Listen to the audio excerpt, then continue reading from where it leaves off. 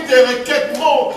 Quand tu te répands et que tu commences à élever tes requêtes à Dieu, elles montent comme des fusées. Parce que rien ne peut leur résister. Parce que tu élèves ton âme à Dieu comme un parfum de bonne odeur. Amen. Il n'y a rien de tel que la repentance. La repentance, c'est une qualité, c'est un privilège des gens qui ont de la personnalité. Amen. La repentance, c'est une question de je sais qui je suis. Je me répands. Parce que ma place n'est pas dans ces choses-là. Je sais à qui j'appartiens. Je me répands. Même si je le refais 1000 fois, je vais me repentir 1000 fois. Je suis fils de roi. Amen. Je ne suis pas n'importe qui. Je sais en qui j'ai cru. Jonas ne voulait pas aller prêcher à Ninive parce qu'il connaissait qui était Dieu en matière du pardon. Aujourd'hui, tu te condamnes peut-être, c'est parce que tu n'as encore rien compris. Tes péchés te sont pardonnés à cause du sang de Jésus. Amen. Reconnais-les et abandonne-les. C'est aussi simple que ça. Amen. Amen. Ne te justifie pas devant Dieu. Tu es né pécheur. Et ce qui va te transformer, c'est qui? C'est Dieu, pas toi-même. Tu sais qui t'a appelé au salut? Si c'est toi-même, tu es dans les trous. Mais je ne pense pas qu'il y ait quelqu'un ici qui a commencé à suivre le Seigneur par lui-même. C'est Dieu qui t'a appelé. Amen. Tu ne connaissais rien de ces choses. Amen. Il est venu t'a pointé du doigt. Il dit même que t'asseoir à l'église. Et tu es venu comment? Tu es venu tel que tu es. Mais tu sais pourquoi Dieu t'appelle tel que tu es? C'est parce qu'il ne peut pas t'accepter comme tu es. Il ne peut pas. Si tu meurs dans ton état, tu vas en enfer. C'est parce qu'il a vu. Il y a un travail que je dois faire en toi. Amen. Il t'accueille tel que tu es, mais il ne t'accepte pas comme ça. Et c'est pour ça qu'il commence à te transformer. Et Ézéchiel 36 te dit ceci: je retirerai la pierre de vos cœurs et je mettrai en vous un cœur de chair. J'écrirai ma parole dans vos cœurs et je ferai en sorte que vous gardiez mes commandements et que vous observiez mes lois. C'est Dieu qui va faire dans toi. Est-ce qu'il y a quelqu'un qui peut faire confiance à Dieu et arrêter de se décourager? Amen. Il est bon. Amen.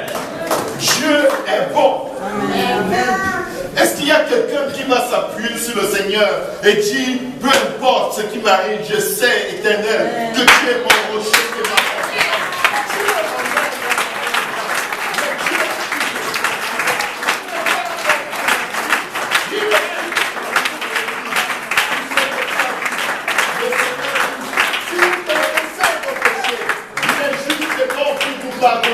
Et pour vous purifier de toute iniquité.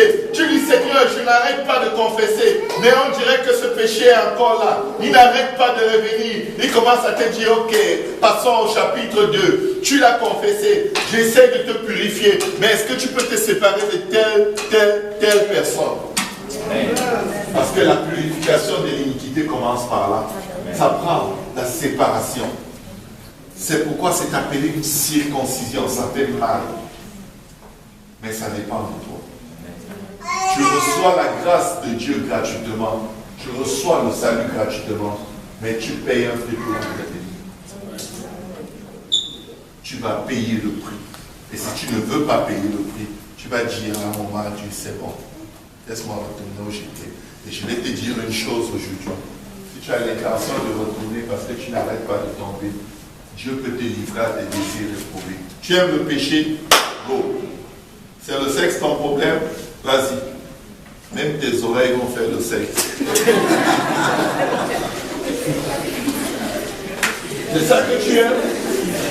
Vous ne savez pas que quand vous aimez l'Éternel, votre Dieu, de tout votre cœur, de toute votre âme, de toute votre pensée, quand vous louez le Seigneur, même vos oreilles louent le Seigneur, regardez les gouttes de sueur qui coulent là. Même vos oreilles ont transpiré, que tout ce qui respire loue le Seigneur.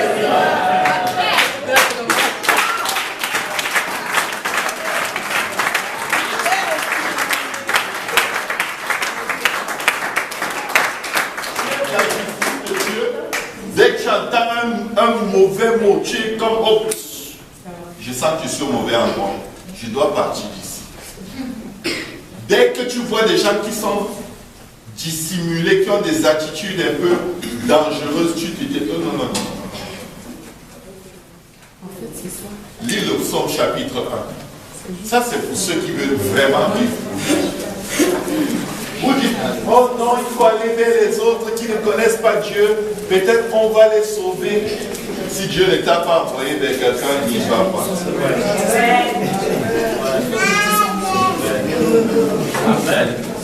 Psaume chapitre 1. Heureux l'homme qui ne marche pas selon le conseil des méchants. Heureux l'homme qui ne marche pas selon le conseil du méchant. Quels sont ceux qui te conseillent? Ça va déterminer si tu vas réussir à vivre pour Dieu ou non. Qui ne s'arrête pas sur la voie des pécheurs. Ceux avec qui tu marches, ça va déterminer si tu vas réussir à garder la parole de Dieu ou non. Et qui ne s'assied pas en compagnie des moqueurs. Les moqueurs, ceux qui sont toujours en train de regarder les autres comme ne connaissent rien.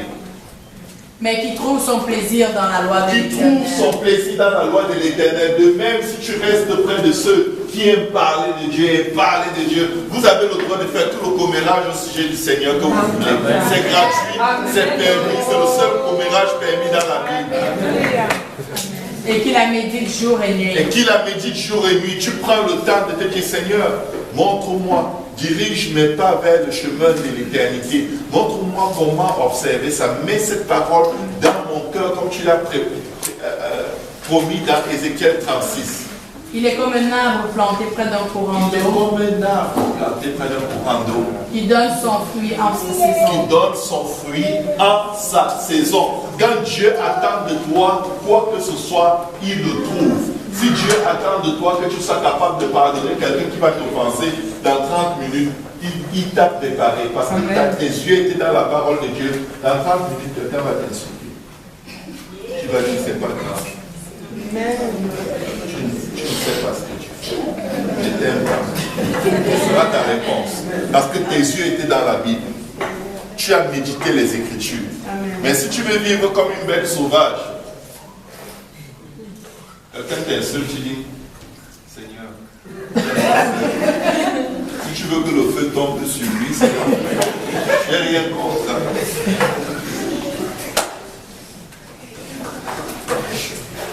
Amen. Parce que tu aimes tellement toi-même que vraiment il ne faut pas qu'on parle de toi. On parle de toi, tu apprends, tu veux mourir. Oui, parle de moi. Laissez-moi tranquille. Toi, c'est qui?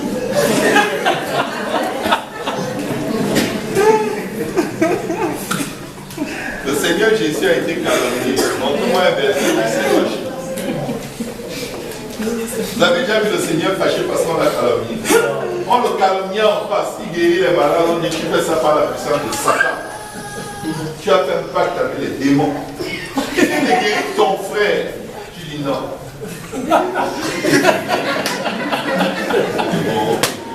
Il dit ok. Ne croyez même pas que je suis le Messie, mais croyez au moins à cause de ces miracles. Il dit non, non, non, non. Pas bon, pas bon, pas bon.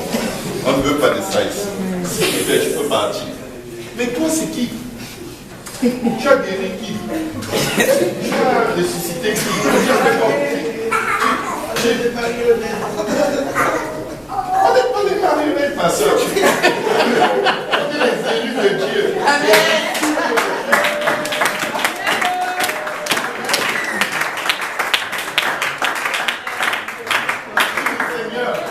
Aide-moi à aimer comme tu aimes. Amen. Il dit, pas de problème.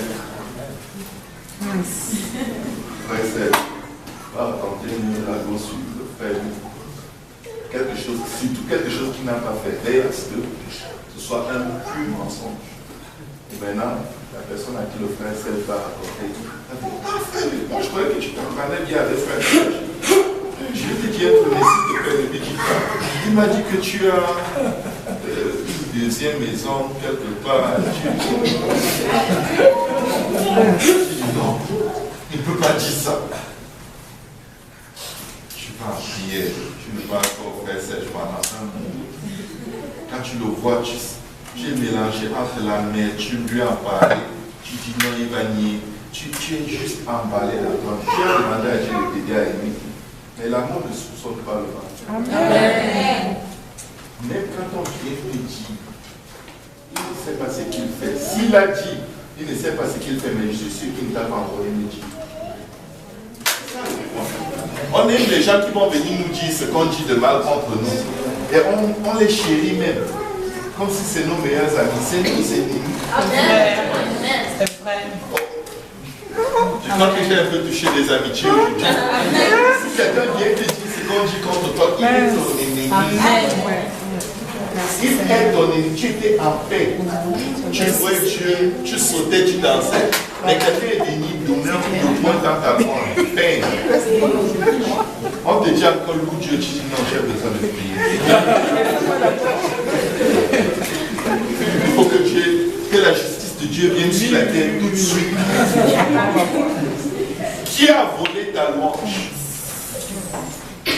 C'est celui qui a apporté un mauvais message. C'est pourquoi l'évangile est appelé la bonne nouvelle. Amen. Et la bonne nouvelle d'aujourd'hui, pourquoi? C'est que Jésus est mort à la croix. Et il n'y a rien que tu aies pu faire qu'il ne peut pas pardonner. Et ce n'est pas en disant Seigneur Jésus, viens dans mon cœur, qu'il va venir dans ton cœur. Amen. Amen. Ce n'est pas dans la Bible. Personne ne peut me le montrer. Amen. Tu peux dire Seigneur Jésus, viens dans mon cœur, tu n'as rien fait de mauvais là. Mais si tu me dis viens chez moi, je ne suis pas forcément venu chez toi. On est d'accord. Tu peux dire non. Amen.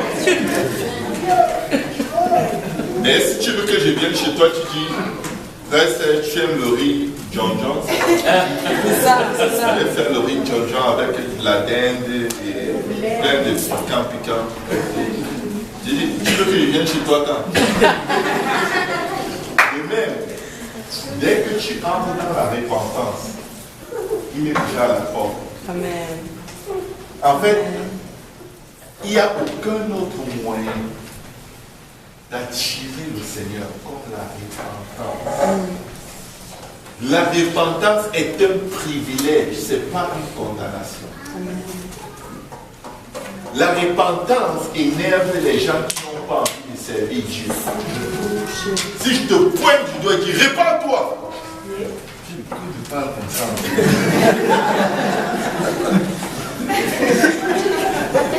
Dieu est en train de te récupérer avec force, violemment. C'est comme s'il te dit écris vite ton nom dans le livre de vie. Amen. Tu ne vas pas te fâcher, non? Mais c'est ça, répands-toi. C'est ça. C'est ça, répands-toi. Mets-toi dans des dispositions où ton nom va figurer ici en lettres d'or. C'est la repentance. Amen. C'est la repentance.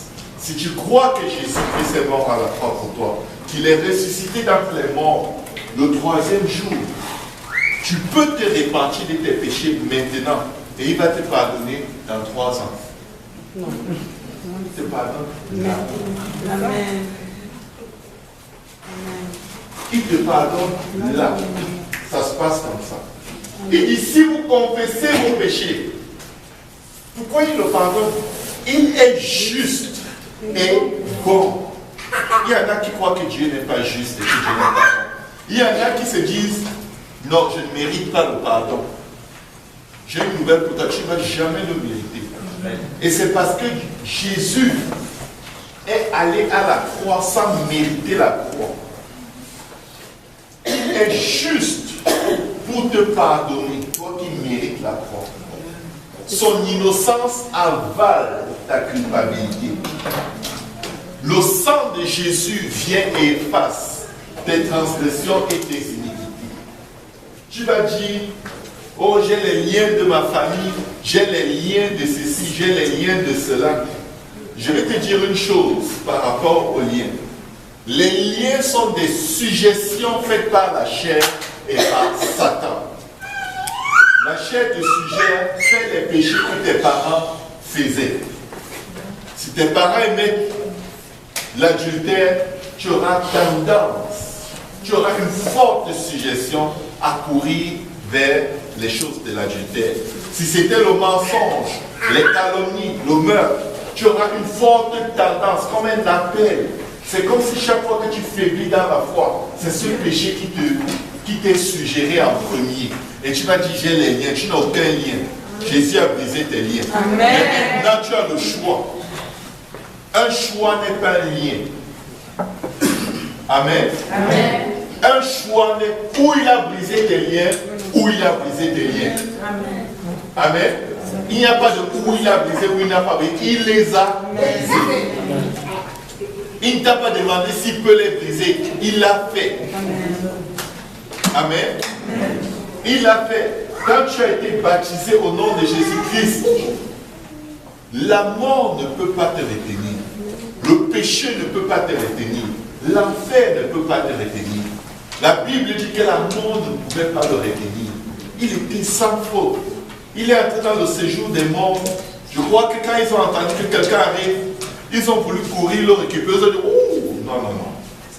Nous devons déguerpir. Parce que il est intouchable.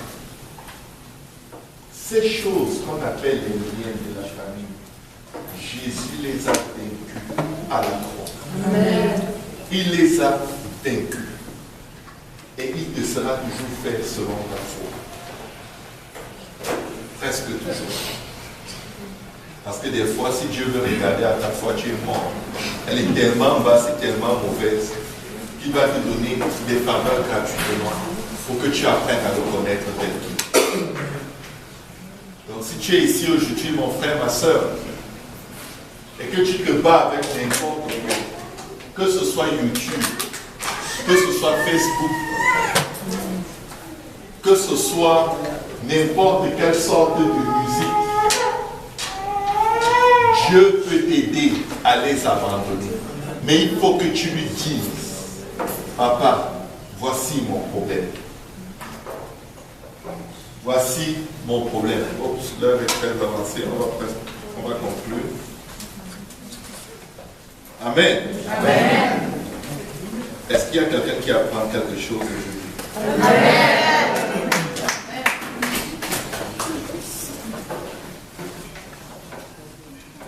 La Bible nous dit dans 2 Samuel 12, à partir du verset 20.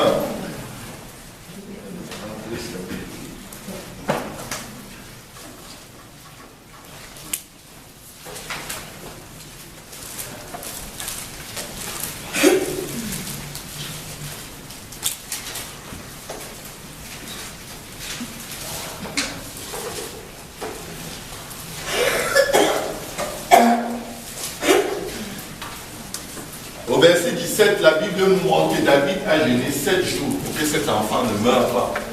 Mais l'enfant va finir par mourir. Mais quand l'enfant meurt, qu'est-ce qui se passe? Nous arrivons au verset 20. La Bible nous dit, alors David se leva de terre, il se lava, soignit et changea de vêtements. Puis il alla dans la maison de l'Éternel et se prosterna. De retour chez lui, il demanda qu'on lui servit à manger et il mangea. Je vais vous dire une chose. Il y a un très grand mensonge que Satan entretient dans la vie des enfants de Dieu, qui les pousse à marcher la tête basse. Ce n'est pas la volonté de Dieu que tu marches la tête basse. La Bible dit dans Galates au chapitre 6, on ne se moque pas de Dieu. Ce qu'un homme aura semé, il moissonnera aussi. Il faut des conséquences pour que nous soyons éduqués. Sinon, nous allons être comme des pauvres, toujours en train de retourner dans le bourbier, avec joie. Il faut que quelque chose t'amène à détester le mal. La conséquence est un mal nécessaire, mais c'est mal pour ta chair, mais bien pour ton esprit. Amen. Et David a compris ce principe. Ok, la conséquence, l'enfant devait mourir. Il est mort, j'arrête de prier pour ça, j'arrête de jeûner, j'arrête de me repentir, c'est bon. Dieu a décidé que ça va prendre cette route. Mais il y a une chose que je ne vais pas arrêter, c'est d'aller louer le Seigneur. Amen. Il y a une chose que je ne vais pas arrêter, c'est d'adorer Dieu, me prosterner devant lui, me soumettre à lui, parce que la vie là, elle continue. Amen. Amen. Amen. Il est allé dans la maison de Dieu, il s'est levé, il s'est lavé, il s'est bien parfumé, il s'est mis dans son transept, il est venu chez lui, il a dit, servez-moi à manger, sortant de 7 jours de jeûne et de prière, de lamentation. Et là, tout le monde est choqué. Parce que la réaction humaine normale, c'est que, oh, tu souffres, tu as souffert, oh, Dieu est fâché de toi. Un jour, il va te pardonner. Et demain, oh, tu ris, Dieu est fâché de toi. Comment tu peux rire après ce que tu as fait? Tu oses rire. Quand les gens dansent, ne dansent pas. Reste assis sur ton banc. Qu'on ne te voit même plus ici. Et alléluia que tu criais là. Laisse ça disparaître un peu. Fais-toi rare. Satan est un menteur. Je le loue.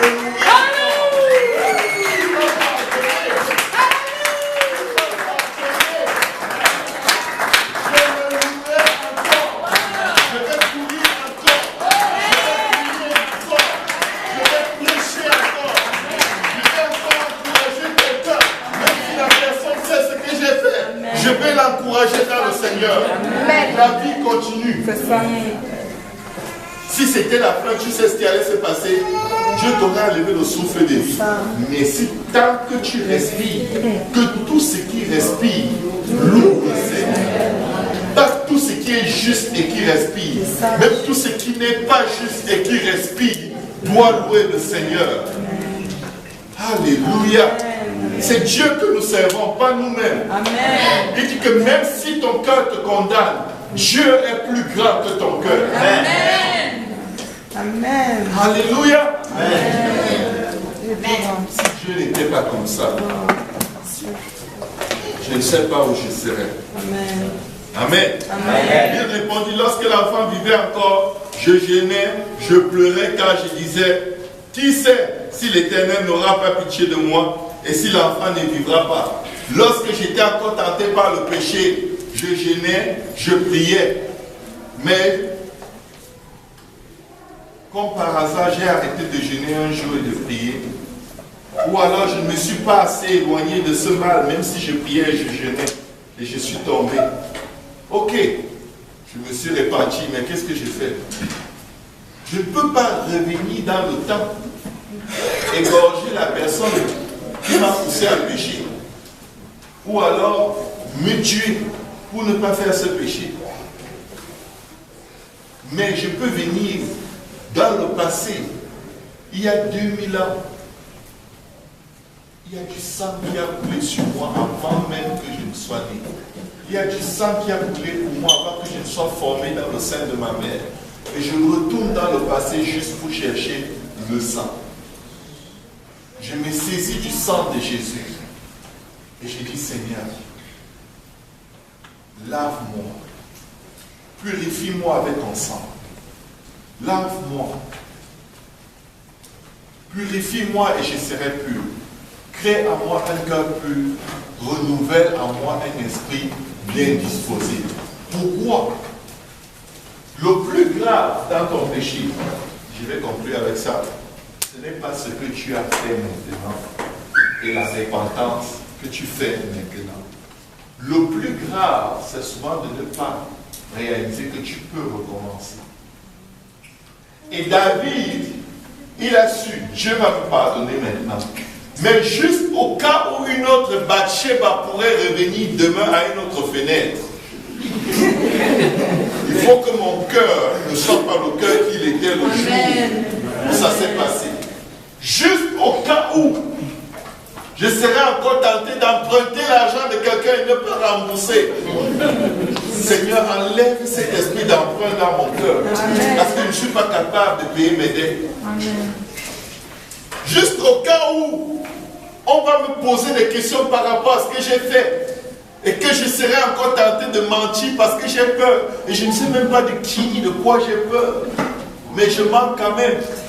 Crée en moi un cœur pur et renouvelle en moi un esprit bien disposé. Que je sois aujourd'hui comme Sadrach, Meshach et Abed-Nego qui ont dit à Nebuchadnezzar, oh roi, Nous n'avons pas à te répondre sur cette question. Mais sache ceci, notre Dieu peut nous délivrer de la fournaise. Et même s'il ne nous délivre pas, nous ne fléchirons pas les genoux devant ta statue stupide. Parce que leur cœur était pur devant Dieu. Leur esprit était bien disposé. Amen. Amen. C'est ça que nous voulons atteindre.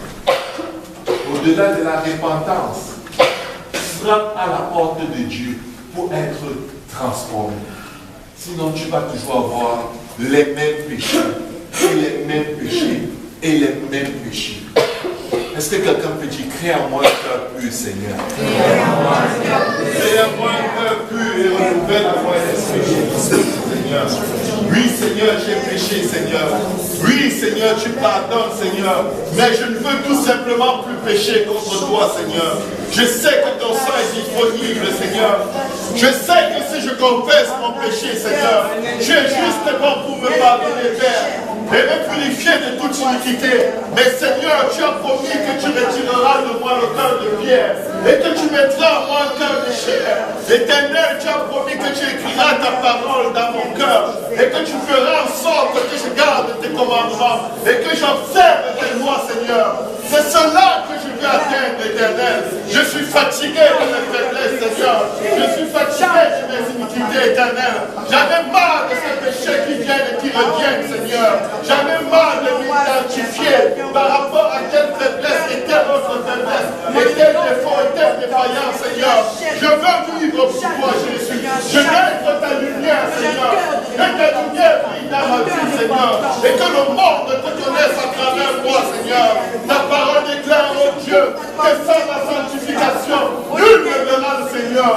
Je veux te voir, Seigneur. Je veux te voir, Seigneur. Je veux te voir, Seigneur. Crée donc à moi un cœur pur et renouvelle à moi un esprit bien disposé, Seigneur. Assez, c'est assez de faillir, Seigneur. Papa, si je faillis, Seigneur, que je ne m'aperçoive même pas, Seigneur. Fais-moi marcher dans les voies de la justice, Seigneur. Sauve-moi et connais-moi, Seigneur. Si mes pas s'éloignent de la vie, Seieur, ramène-les sur le chemin de l'éternité. Je désire être comme toi, Seigneur. Je veux te ressembler à toute chose, Seigneur. Je tombe sur toi, Seigneur. Tu as dit que tu es mon mort à ma bonne droite, Seigneur. Me voici, Seigneur. Je sais que tu es là, Seigneur.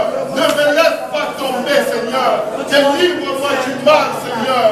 Délivre-moi du mal, Éternel des armées. Je veux vivre pour toi, Seigneur. Je veux être agréable, Éternel des armées. Souviens-toi de mon cri aujourd'hui, Seigneur. Souviens-toi du cri de mon frère, Seigneur. Souviens-toi du cri de ma soeur, Seigneur. Souviens-toi, Éternel. Ton peuple veut vivre pour toi, Seigneur.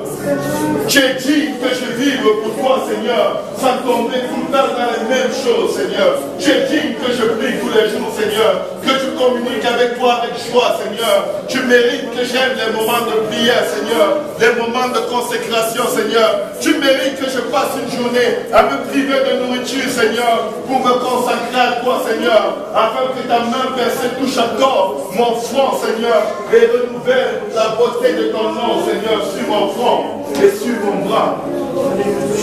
Crée en moi un cœur pur, Éternel. Crée en moi un cœur pur, Seigneur Jésus. Crée en moi un cœur pur, roi de gloire. Je t'appartiens, Seigneur. J'ai porté ton nom dans les eaux de baptême. Tu as effacé l'acte